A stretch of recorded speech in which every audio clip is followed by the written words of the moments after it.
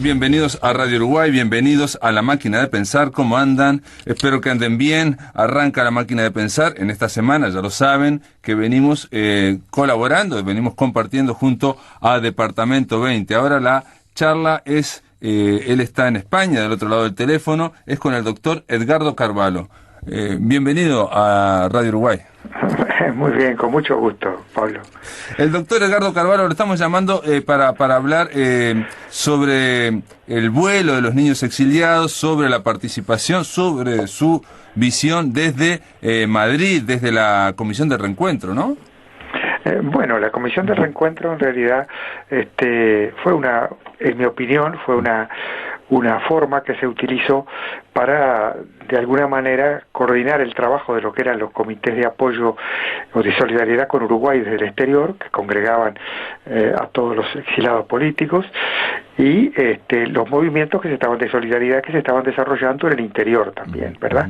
Entonces, fue en ese marco de una colaboración cada vez más intensa entre los exilados, los uruguayos que estábamos en el exilio en ese momento, y la fuerza de la resistencia democrática del interior, que se gestó esta iniciativa del vuelo de los niños.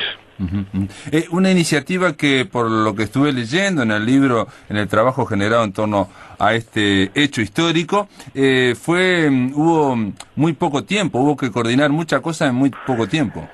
Sí, ahí fue donde básicamente, a partir de la idea y a partir del apoyo que se materializó del Partido Socialista Obrero Español, sin el cual jamás hubiera sido posible realizar este traslado masivo de niños de distintos países de Europa hasta Madrid, y de allí reunirlos, organizarlos y enviarlos o facilitarles el viaje hasta Montevideo. Fue realmente una colaboración extraordinaria del Partido Socialista Obrero Español, que no agradecimos lo suficiente todavía, que permitió materializar un trabajo muy importante que se realizó a partir de la existencia de una red de comités de solidaridad con Uruguay, que eran también, en la mayoría de los casos, se solapaban con los comités del Frente Amplio en cada ciudad, y que permitió organizar ese desplazamiento masivo prácticamente en un par de semanas o menos. Sí, porque hay que pensar, digamos que la idea es lanzada, no tengo bien claro cuándo es lanzada, digamos, o cuándo es generada, se genera la idea, pero sí sé que el 17 de noviembre de 1983, Víctor Bayán escribe un artículo donde sí hace pública la idea. Entonces imaginemos, entre el 17 de noviembre y el 26 de diciembre, para generar toda esa coordinación de muchos países, muchas familias, para tratar, sobre todo, de definir quién va, ¿no?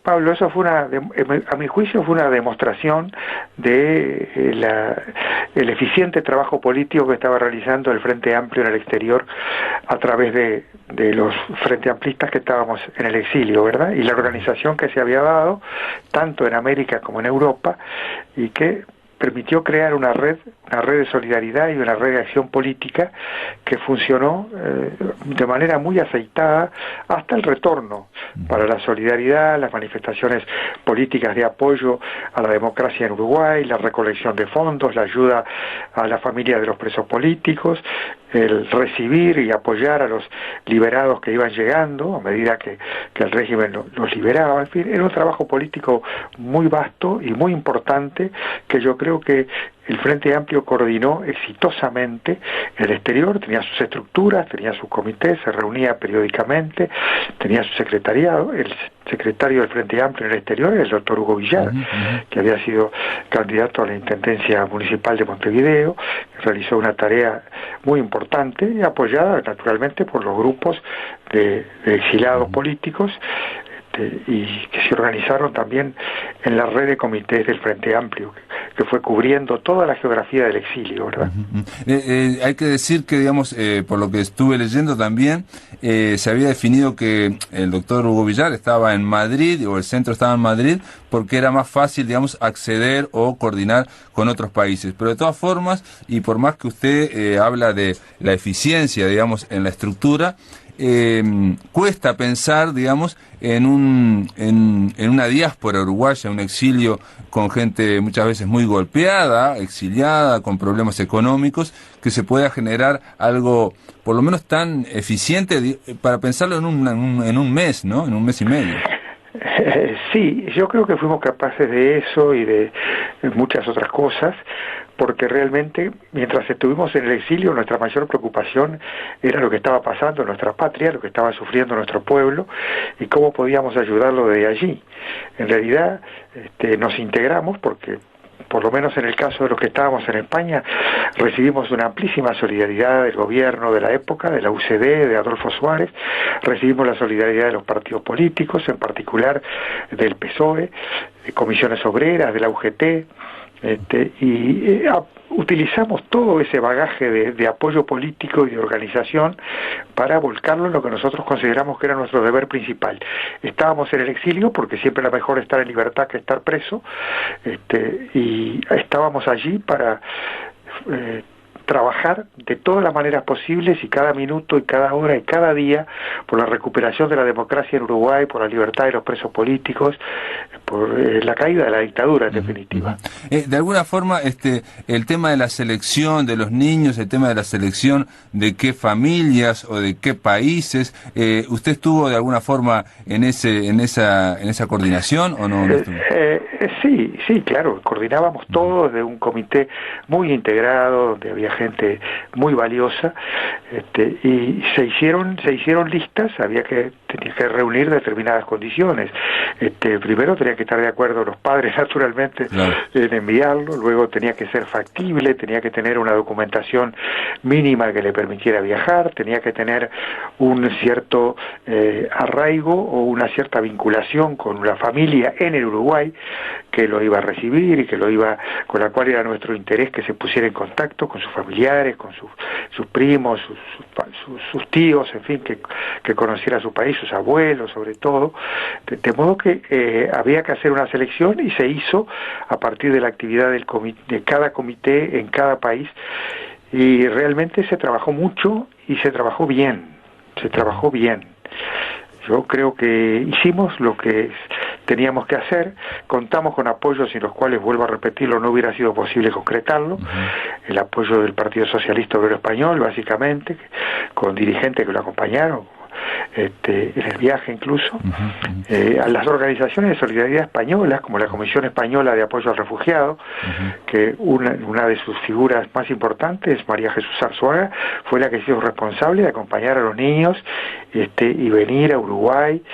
Y también hubo alguna compañera que estaba en buenas condiciones desde el punto de vista legal para ingresar al país, que la elegimos para que de alguna manera fuera la antena política que iba acompañando a la delegación y que tuvo entrevistas naturalmente muy importante desde el punto de vista político, entre otras cosas para destacar el hecho de que esto era posible porque el Frente Amplio existía, estaba combatiendo, estaba organizado, estaba arraigado en todos los países del exilio, y que allí había una fuerza política y solidaria que estaba colaborando dentro de la medida de sus posibilidades para la recuperación democrática. ¿Y quién era esta mujer? Era la esposa del compañero Kaplún. Yo no recuerdo en este momento su apellido. Correcto.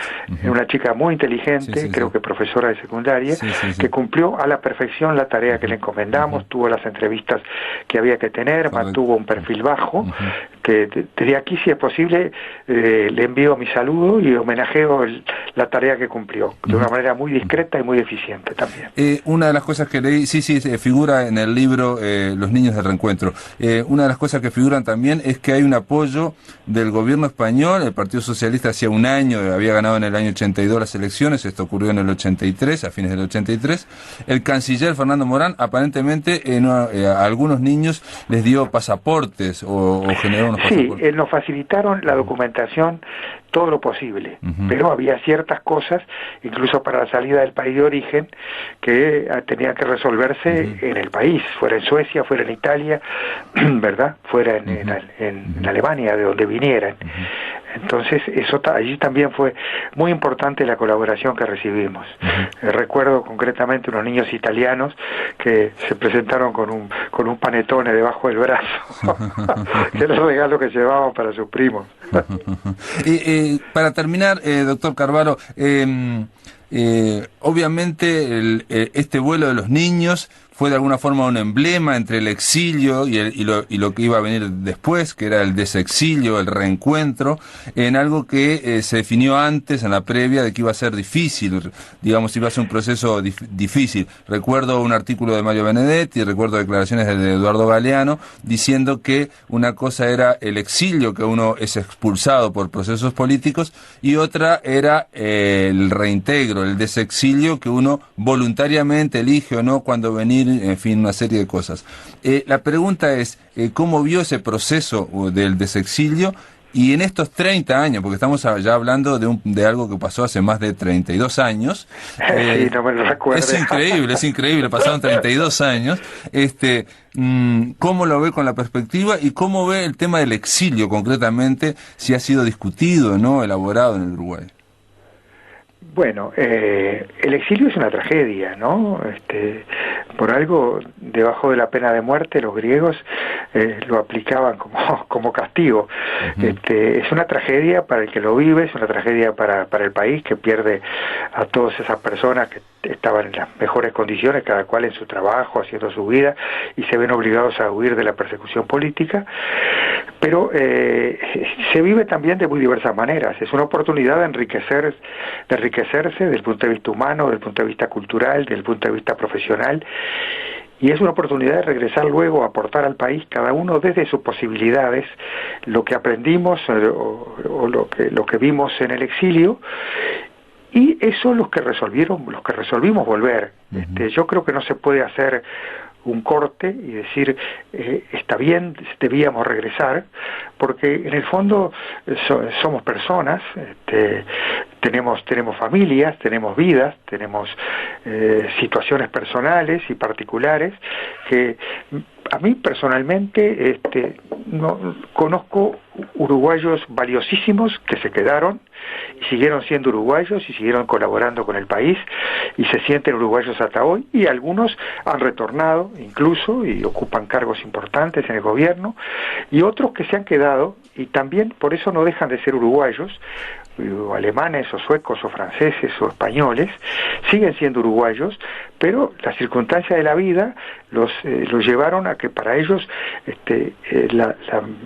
era mejor permanecer en el país que los había acogido, sin perjuicio de regresar periódicamente al Uruguay, visitar su país, visitar su patria y mantenerse como uruguayos al 100%. Este es un país de migrantes, siempre lo ha sido, ¿verdad? Entonces no creo que se pudiera dar una norma general. Nadie la dio. Eran cosas que cada cual resolvía en conciencia y de acuerdo a sus posibilidades materiales. Para mí fue muy fácil porque a mí me devolvieron el cargo que tenía, pero para otras personas que habían edificado una realidad personal y profesional y familiar, no hubiera sido tan fácil. Incluso en muchos casos hay que reconocer que la adaptación de niños nacidos en otros países no fue fácil, y en muchos casos tengo entendido que no se produjo, es decir, que prefirieron volver. En fin, eso es, creo que lo importante es jugar la generalidad y no caso a caso. Claro, y por eso digo, la pregunta un poco era con la visión después de 30 años, porque hemos estado conversando con otros participantes, otros protagonistas, y nos decían de que, por ejemplo, con respecto a este hecho, no se habló mucho durante 30 años, el vuelo de los niños exiliados en concreto. Bueno, a uno le gustaría que se hablara siempre de las cosas de que ha sido protagonista, pero yo creo que los uruguayos han tenido muchas cosas de que hablar en estos 30 años, y bueno, cada cual en su corazoncito le gustaría que se hubiera reconocido más o menos lo que hicimos muchísimo y que nos sacrificamos muchísimo y trabajamos muchísimo y aportamos muchísimo, pero yo no le puedo llevar cuentas al pueblo uruguayo. Cada cual vivió la dictadura como pudo, cada cual resistió como pudo, y está bien. Yo no me siento acreedor de ningún reconocimiento especial por haber trabajado, era mi deber, lo hice y estoy muy contento de lo que hice y no tengo ningún reproche, y no creo que los exiliados políticos tengan reproches que hacer respecto a eso. Muy bien, me parece agradecerle simplemente esta participación, esta colaboración esta semana de dedicada al vuelo de los niños exiliados. Doctor Edgardo Carballo, gracias. Le agradezco que me hayan llamado tan lejos. Yo estoy de vacaciones acá. Sí, hay que decir que estamos llamando a Almería, España, pero eso está bien, ¿no? Si estamos hablando del Mediterráneo acá en la ventana. Exactamente. Bueno, le mando un abrazo. En Montevideo hace muchísimo frío. Hoy así sí. que lo estoy disfrutando doble. Hoy hace mucho frío. No sé qué pasó hoy, pero algo pasó. Alguien dejó la puerta abierta y hizo mucho frío. Mañana me iré a la playa más contento entonces. Gracias, Pablo. Un abrazo. Un abrazo grande. En este bloque vamos a darle la bienvenida a un amigo, a un colega de radio, de las radios del Sodre, radios del Sodre, Radio Nacional.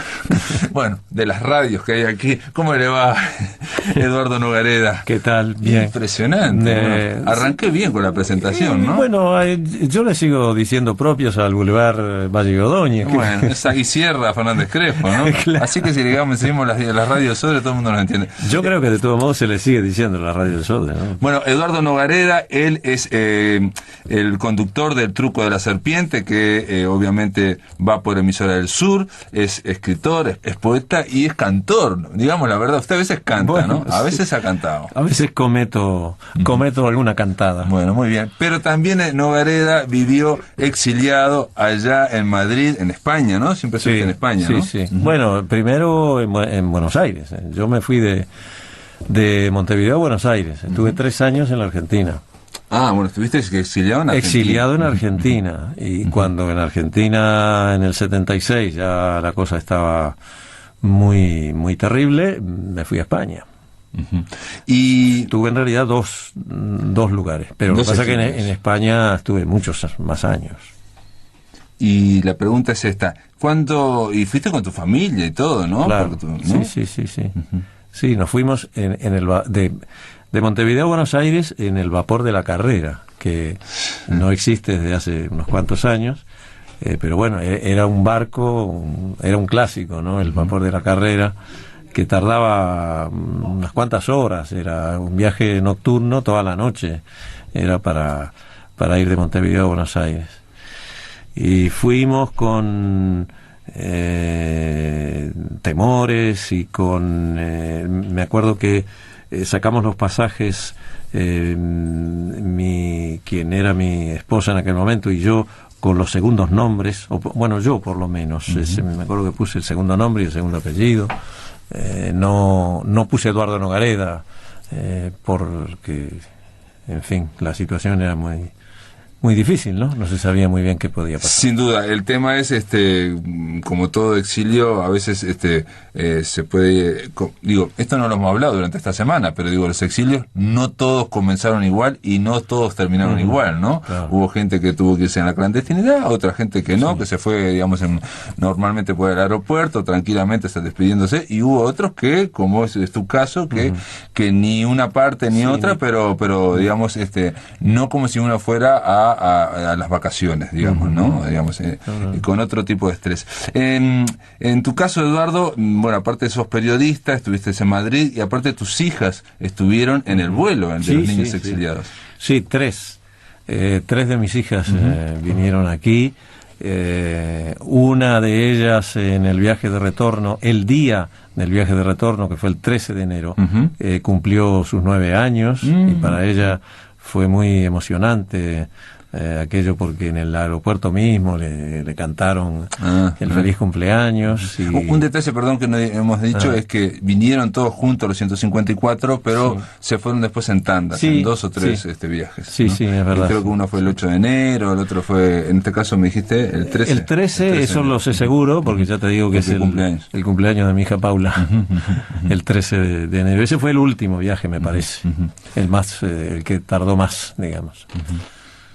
¿Y cómo fue la visión? Yo sé que estuviste conversando con el director de la película Martín Spezia y Tus padres volverán, sé que tenés una visión un poco diferente. En tu caso, aparte, otro detalle de este vuelo que no hemos hablado y creo que es interesante, no es lo mismo los niños que venían solos que los niños que venían con sus hermanos. Claro. Hay un niño, por ejemplo, una niña que vino con 4 años y no se acuerda de absolutamente nada, ¿no? Porque 4 o 5 años, ¿no? Y no es lo mismo venir con 17 años, una militante o alguien que tiene una visión ideológica, que alguien de 5 años. Claro. Eso yo lo conversamos con tu tocayo Pablo, el director de la película, Sí. y sí, en esos 54 niños hubo casos muy diferentes. No diré que hubo 154 casos diferentes, pero creo que debe haber habido situaciones una gran cantidad de situaciones diferentes. Sin duda, Las sí. hijas mías, bueno, fueron, supongo, de las que vivieron esa experiencia con mayor facilidad, digamos, ¿no? Porque vinieron las tres juntas, eso desde Madrid directamente, porque luego está eso, ¿no? Claro. Gente sí. que que tuvo venía, de Austria, por Suecia, ejemplo. de Austria, claro, Sí. a Madrid y de allí para aquí. Para ellas aquello fue una experiencia muy feliz y la siguen recordando. Mira. Con gran felicidad y con gran emoción. Uh-huh. Y hoy ven informaciones a raíz justamente de la presentación de esta película. Uh-huh. Tú sabes, bueno, y lo has hablado aquí, ¿no? Que se ha creado un encuentro en Facebook. Sí, incluso por primera vez la semana pasada, por primera vez hubo aquí en Uruguay un asado entre ellos, ¿no? Sí. Digamos, aquí creo que hay unos, bueno, ahora no tengo el número exacto, pero 30 o 35 de esos ex niños y llamaban la atención de que jamás se les había ocurrido hacer nada durante 32 años, ¿no? Sí, es algo extraño. Y uno de ellos ayer o hace 2 días nos decía que en 32 años que ella no es que le llamara la atención, pero que nadie le preguntó nada, digamos, nunca. Claro. Y que ahora salió con la película y se encontró que la mayoría de sus amigos actuales, todos estaban en la Rambla recibiéndola, pero nunca se mencionó. Seguro. Sí, yo con la visión de la película quedé preocupado porque entendí, y esto también lo hablé con Pablo Pesci, con Pablo Martínez. Yo entiendo que la película deja un mensaje muy negativo, digamos, aunque creo, porque él lo dice así y no tengo por qué no confiar en lo que dice, digo, no fue su intención, la intención del director de la película, pero yo creo que la película se decanta por una visión negativa, ¿no? Es decir, porque tiene mucho peso lo traumático, tiene digamos, mucho peso las declaraciones de negativa en el sentido, digamos, vos decís negativa en el sentido de recordarlo de alguna forma como una experiencia dolorosa y no alegre y feliz, por ejemplo, en ese sentido. Sí, porque entre los entrevistados en la película hay gente que hace una especie de denuncia. O de catarsis. Son 6 personajes que el director eligió dentro de muchos testimonios y evaluó muchas cosas que incluso uno no piensa desde el punto de vista de investigación, sino desde el punto de vista cinematográfico, a ver quién rinde más o quién puede hablar más ante la cámara, en fin. Yo creo que también la película apuesta a la emoción y la emoción, digamos, el drama a veces se transmite mejor, ¿no? que la comedia. Claro, a mí, que digamos que ya tengo mi conocimiento, mi mirada, mi concepto ya establecido, me sirvió mucho, ¿no? Pues saber que existió eso, digamos, yo no sabía. Bueno, yo tampoco. Que había gente que había sufrido, visto la experiencia esa como algo traumático y que todavía ahora mantienen una actitud algunos incluso llegan de amargura al extremo de hablar de ser utilizados, por ejemplo, políticamente. Pero en realidad lo que hay también, aparte de ahí son 6 casos, de ese caso que menciona la película, y no solo para hablar por la película, es que, y ahí ahora viene otra pregunta, que es el tema del exilio. No todo el mundo pasó un exilio más o menos llevándola, hubo exilios muy dolorosos, muy traumáticos, y hubo exilios que no son, que uno ve, digamos, por ejemplo, las familias en algunos casos se divorciaron y en otros casos no, digamos, ¿me explico? En unos casos vivieron en la misma ciudad, en el mismo barrio, todo el exilio, y en otros fueron itinerantes, en fin, hay una serie de cosas. Con esto, ¿qué quiero decirte? Que quizás este viaje o ese documental cataliza un dolor que no fue dado solo en esos 15 días, digamos, ¿no? Sí, puede ser, claro. Siempre cuando ocurre algo, digamos, un trauma supongo que siempre tiene más de una causa, digamos. Siempre pienso yo que siempre son multicausales. Sí, pero yo no digo que sea multicausal o que sea, sino que a veces uno en la vida tiene algo que sobresale, un signo, algo que sobresale, lo carga de aquella época. En aquella época era todo espantoso, no sé qué, no sé cuánto, entonces no quiero entrar más a ese boliche, por ejemplo, ¿no? O sea, se cargan, ¿no? Positiva o negativamente. Digo, y después uno pierde, digamos, la visión de que lo que pasó en el boliche. No era el boliche en sí, era uno que en esa época andaba muy mal, digamos. Digo en este sentido, en la película aparece, ¿no? Gente que muy dolorida y que fue niño, estuvo en el vuelo de los niños exiliados, pero empieza a hablar de sus problemas y son... Y hay otros problemas, quiero decir, no, por eso digo, ¿no? Lo de las causas múltiples. No sé, yo... mi visión sobre esto, sobre el viaje de los niños, claro, yo formé parte, yo estuve, digamos, en Madrid, en la cocina, en la actividad previa, seguro, de esto. Entonces, mi visión es de alguien que estuvo allí, digamos, quiero decir, no es de afuera. Y mi visión es muy positiva sobre esto, ¿no? Aunque yo no pienso que haya sido digamos un cuento rosa para todo el mundo, pero yo creo que fue primero una idea, yo creo que fue una idea brillante, y creo que el haber podido llevar a cabo esta embajada de 154 niños cuando todavía estaba aquí la dictadura, fue una aventura de reunificar a la población uruguaya, al pueblo uruguayo, muy buena, digamos. Yo creo que fue muy claramente, digo, el tema de el vuelo de los niños exiliados trascendía, por ejemplo, las divisas partidarias. Claramente, los niños, tienen esa y estaban identificados casi con el reencuentro y con la democracia, ¿no?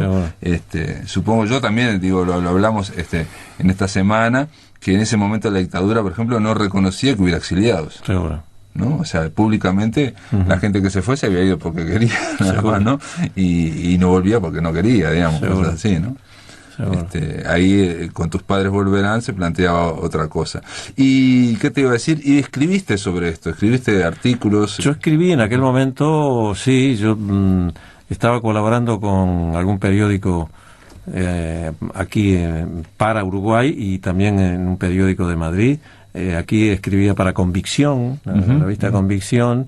Que fue donde se anunció, digamos, lo recordamos en el bloque anterior, Víctor Bayán, el 17 de noviembre anunció, y que yo decía que entre que anunció, hizo público Víctor Bayán el 17 de noviembre y ocurrió el hecho, un mes. En un mes hubo que, no sé. Que fue una actividad febril. Pero estamos hablando de muchos países, de coordinar, y sobre todo otra cosa, de seleccionar. ¿Vos estuviste en la selección, no? No, en la selección no recuerdo. Hubo gente que estuvo en la selección, había listas y había que seleccionar. No, yo no recuerdo haber estado, pero bueno, sí, yo estaba en contacto con Yuyo Melgarejo, que fue quien más visible era, digamos, en estos, en la preparación de este viaje. Sabéis que mi memoria es muy deficiente. Detalles sobre mi participación en eso, participación efectiva, digamos, no recuerdo exactamente, pero sé que estábamos todos, ¿no? Estábamos los uruguayos en Madrid, estábamos, claro, muy digamos, consustanciado con con esta en un idea. En un 83 había pasado muchas cosas. Por ejemplo, en noviembre había pasado el Río de Libertad, ¿no? Para tener una idea, ¿no? Estaban pasando muchas cosas en Uruguay. Había mucho viento en la camiseta, ¿no? Aparte, en Argentina había vuelto a la democracia y también eso es un efecto. ¿Y vos escribiste en el semanario Convicción y dónde más? Escribía también en aquel tiempo en el diario Pueblo, que se publicaba en Madrid. Tenía ahí una columna en la cual primero me ponía mi segundo nombre y mi tercer apellido, José Sburlati, también por cuestiones de seguridad, de precaución. Después también aparecí con el nombre propio, digamos, de Eduardo Nogareda. Y en Convicción estaba publicando algunas notas con el nombre y apellido conocidos míos. Y sí, hice algún trabajo alusivo a este viaje de los niños, recuerdo, sí, haber hecho. Incluso, bueno, sobre el viaje mismo y también algo posterior. Aquí, mira, yo tengo un recorte de... esto es del diario... febrero del 84. Esto es febrero. Esto es Convicción. Y es Convicción. Aquí ya pasado el viaje se habla de... ¿ves la preparación en España del retorno de los exiliados latinoamericanos? Ya está hablando del exilio. Eduardo, si te parece, vamos a una pausa y podés comentar este artículo de febrero del 84, ¿te parece? Sobre este tema. Amigos, después de la pausa seguimos aquí en La Máquina de Pensar y en Departamento 20 también, en esta semana dedicada al vuelo de los niños exiliados. Continuamos aquí en La Máquina de Pensar, estamos conversando con Eduardo Nogareda sobre, bueno, el viaje de los niños exiliados, sobre estos artículos que vos escribiste en su momento. Eduardo estaba en Madrid, pero bueno, escribía en el semanario Convicción, ¿no? Y Opinar también, ¿no? Sí, no, este no es Opinar, es Convicción. Es Convicción. Sí. Ajá, es Convicción, sí, perfecto. Lo que mencionábamos hace un ratito sobre esto, lo publicado en febrero en Convicción, hace alusión a como decía, a la instrumentación del retorno de los exiliados latinoamericanos, al apoyo de las instituciones del gobierno español para esa movida. Y por aquí yo ponía, en el caso concreto del exiliado uruguayo, independientemente de los proyectos que tienen a estudio las instituciones oficiales, está funcionando en Madrid el CIPREU, Comité Internacional Pro Retorno de los Exiliados Uruguayos, integrado por compatriotas. Y antes de eso, yo había publicado un artículo que se llamaba Uruguayitos. Ya es más centrado en el viaje en sí y en la perspectiva previa del viaje. Y decía: hay un Uruguay que está siempre en Uruguay y otro que anda por el mundo. Los dos se añoran y se necesitan. Los dos están heridos de nostalgia y frustraciones. Pero hoy el Uruguay, que no se ha movido de su referencia geográfica, viene creciendo como una ola que, desde el más profundo abismo, va elevando trabajosamente su cresta hacia el aire libre. Y por otra parte, el Uruguay, que se ha repartido en todas las direcciones, que con un ojo mira su entorno y con el otro vela una abstracción compuesta de tiempos y lugares que hoy no son, pero han sido, el Uruguay de los caminos, esa aldeana entidad universal, también crece y se agita cuando del otro lado del espejo su otro yo mira hacia adelante y avanza. No es cierto que todos los uruguayos estemos juntos hoy por hoy, tampoco es verdad que estemos separados. Un sustrato de latidos que se producen con unanimidad espontánea nos une de una manera que no siempre se hace patente, pero siempre existe. Somos músicos de la misma orquesta, árboles del mismo bosque, ladrillos de la misma casa. Yo creo que esa era digamos, el sentimiento fundamental que había en ese momento en relación a este viaje. Era eso, como unir esas dos mitades del Uruguay. Sí, una especie de emblema del reencuentro. Por algo el libro se llama Los Niños del Reencuentro. Claro. Y estábamos hablando el lunes, estuvimos hablando con sus autoras, y yo les pregunté específicamente si en el exilio argentino y si en el chileno había ocurrido algo similar, ¿no? También el boliviano, peruano, pero sobre todo el cono sur, bueno, y Brasil ni que hablar. Y ellas dijeron que no ocurrió no ocurrió nada, y que no ocurrieron tampoco grandes hechos que fueran como emblemas, digamos, de ese planteo.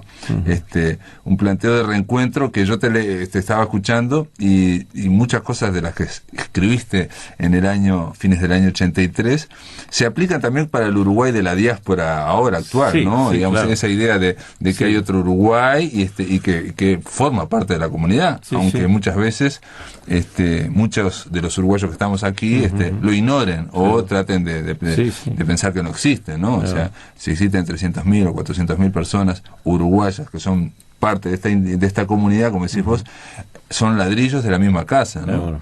Me acordaba también, hay un poema de Bertolt Brecht que lo citaba mucho Benedetti, Sí. ¿No? Y que, no sé, pero Bertolt Brecht decía algo así como, sí, me parezco a un hombre que va con un ladrillo diciendo, esta sí, era mi casa. esta es mi casa, sí, sí, ¿No? sí, el ladrillo de la casa. Claro, sí, como diciendo, esta era mi casa, diciendo sí, como, lo único que podía mostrar era un ladrillo, sí, ¿no? Que iba por el mundo, ¿no?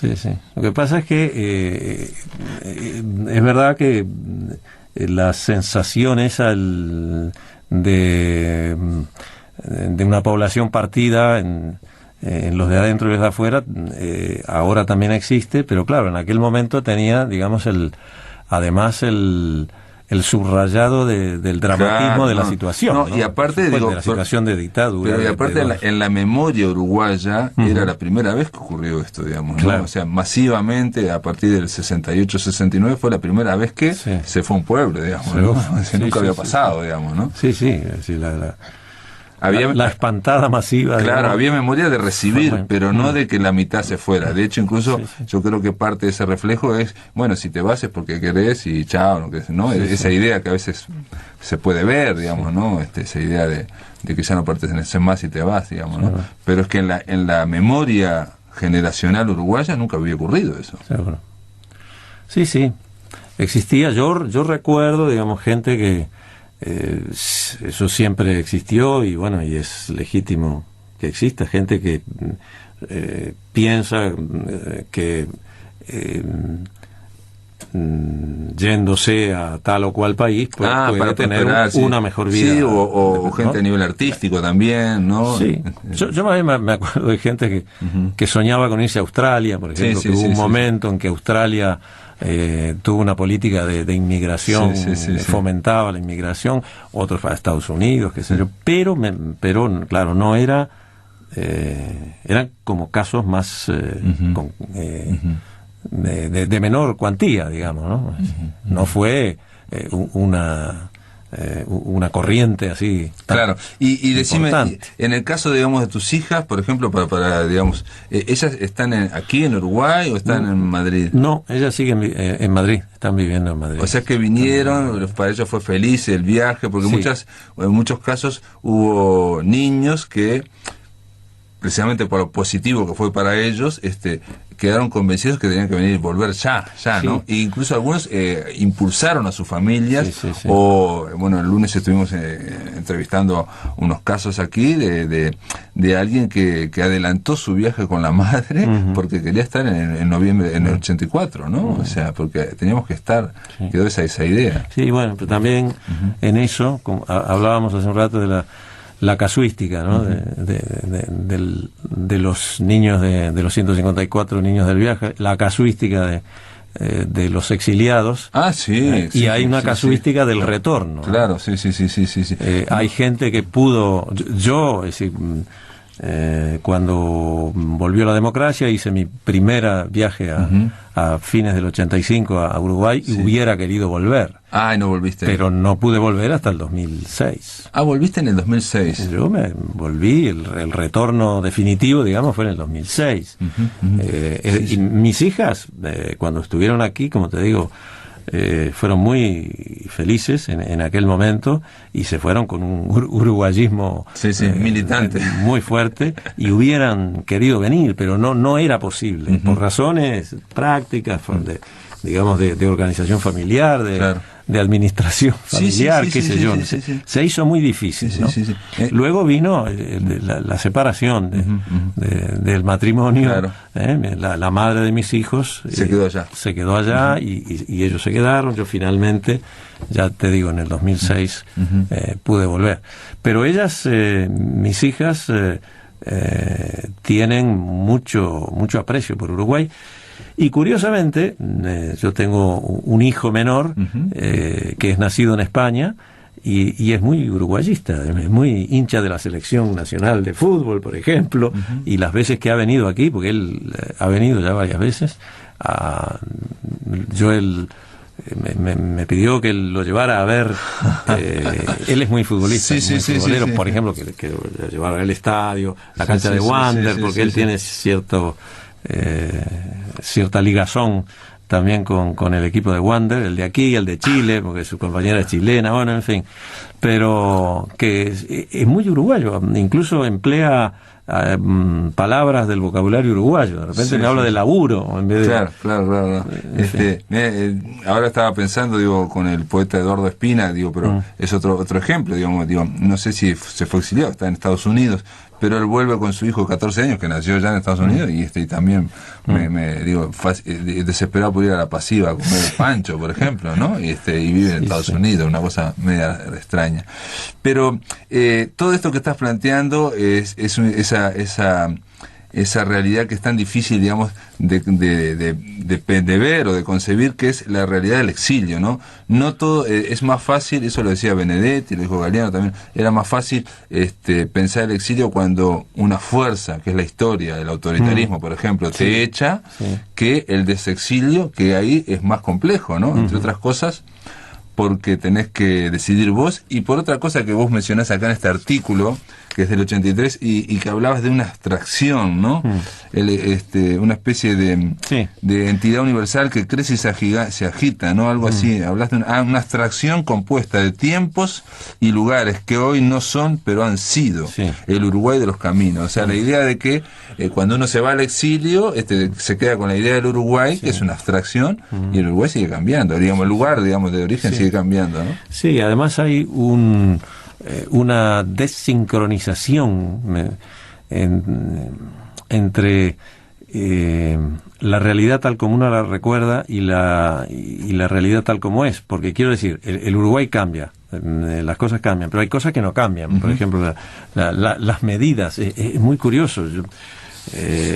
Las calles están en el mismo sitio. Bueno, puede haber algún cambio, ¿no? Pero la mayoría de las calles están en el mismo sitio. Las distancias son las mismas, las cuadras, digamos, son las mismas, pero a mí, yo no sé si le pasa a otra gente, pero yo recuerdo de algunos sitios yo soy de Sayago, viví siempre en Sayago hasta que me fui de Uruguay. Me parecía que desde bueno, ahora no me acuerdo, por la calle Bedia, entre el Valle Ordóñez, que era propio, y la siguiente, que ahora no me acuerdo cómo se llama, había una distancia muy grande, y cuando llegué aquí vi que esa distancia era muy pequeña, me pareció muy pequeña. Quiero decir, ese tipo de cosas también pasa. Quiero decir que se suma el cambio real que tiene el país con la idealización que uno hizo de... No solo la idealización, sino que incluso mantener ese ideal con una serie de ritos y en el exterior, ¿no? Y darle una serie de cosas, de supuestamente marcas de uruguayés o uruguayidad, digamos, y cuando vienen aquí ya no existen, digamos, o han cambiado rotundamente, o han venido de Argentina otras cosas y no tienen, entonces, ese tema que para nosotros los orientales, los uruguayos, parece tan presente, que es el de la identidad elusiva, digamos, ¿no? Por algo siempre estamos diciéndonos si somos o no somos, si esto existe o no existe, si esto no fue inventado, toda esa historia que no ocurre en otros países. Digo, yo la conozco solamente acá en Uruguay, ¿no? Y esa capacidad que tiene el uruguayo de cómo nos ven y qué te parece el Uruguay, y contame, digamos, la necesidad de que alguien venga de un reflejo, de un espejo. Todo eso se multiplica con el exilio. Claro. Sí. Uno, seguro, tiene una cantidad de sentimientos, actúan ahí, ¿no? Es todo un conglomerado de sentimientos que tienen que ver con lo que pasó, con lo que se agrega en el otro, en el país de adopción. Se hace una difícil síntesis o articulación. O por ejemplo también hay a veces aceleraciones en el tiempo, vertiginosas, digamos, de cambios de civilizatorios, si se quiere, o de tecnologías, en fin, que hace que uno vuelva al mismo lugar y lo vea diferente, ¿no? Porque la gente ya es distinta o está en otra cuestión. Bueno, y uno cambia. Y uno cambió. El exiliado cambia. Claro. El exiliado que vuelve no es la misma persona que se fue, digamos, ¿no? Ese es uno de los tantos puntos del exilio. Que la otra pregunta que te haría, pero claro, viniste en el 2006, a diferencia de otros que hemos conversado. Vine muchas veces, varias veces, ¿no? Pero siempre de visita, digamos. De vacaciones. Claro. Sí, bueno, pero muchas veces uno tiene más interés todavía, ¿no? Analizas más cuando viene de vacaciones, de visita, ¿no? O sea, le toma un pulso, digamos, ¿no? Realmente no hace... Y ves más gente. No, y la gente que viene normalmente no le presta tanta atención a los procesos. El que viene de visita está mirando todo y calculándole, bueno, los cambios. Sí, cómo no, totalmente. Digo, todo esto porque conversábamos en esta semana de que algunos decían que no se conversó el exilio tampoco, digamos, en Uruguay, ¿no? Todo esto que estamos hablando, ¿no? Se dio por sentado que los que veníamos ya son uruguayos, ya está, y ya está, somos todos iguales, como pasó con un par de estas muchachas, ¿no? Sí. Ahora Carballo me decía que no, que él no le parece mal que no se haya hablado más del exilio, ¿no? Le parecía bien, digamos. Y yo creo que el tema del exilio, digamos, quedó probablemente, no sé si hay un poco una también actitud o sentimiento de los exiliados de pensar que estábamos mejor que otros que habían padecido grandes sufrimientos o que habían sido asesinados, que ya no existían. O gente que, digamos, que vivió mal económicamente, ¿no? O sea, digamos... Y además pasó crisis económicas muy bravas también. Claro, además también eso, ¿no? Es decir, la gente que en el exilio pudo, seguro, vivir en una situación digna. Sí, de todas formas, eso también tiene que ver con la casuística. Hay gente que no la pasó tan bien, mismo en España, digamos, no estaba tan bien económicamente, digamos, ¿no? Andaba salto de mata también durante años, ¿no? Toda la vida, ¿no? Pero bueno. Yo, personalmente, los primeros tiempos en Buenos Aires lo pasé muy mal, desde el punto de vista práctico, digamos, de la subsistencia. Los primeros tiempos en España también, después no, las cosas se acomodaron. Los zapallos se acomodaron. Pero sí, es claro, hay tantos casos diferentes, seguro. Muy bien. No, y yo creo que hay prima algo en Uruguay que es esa idea de, bueno, no hagamos diferencias, y también a veces, no sé si no hay un punto también de cierto provincianismo, ¿no? De que lo que pasa aquí no somos, y no tener en cuenta tantas las experiencias de afuera. Me parece, pero bueno, esto es opinable, ¿no? No sé. Es muy opinable. No sé. Como dice el tango, 30 años no es nada. Gracias por estar acá, ¿no? Bueno, gracias por invitarme.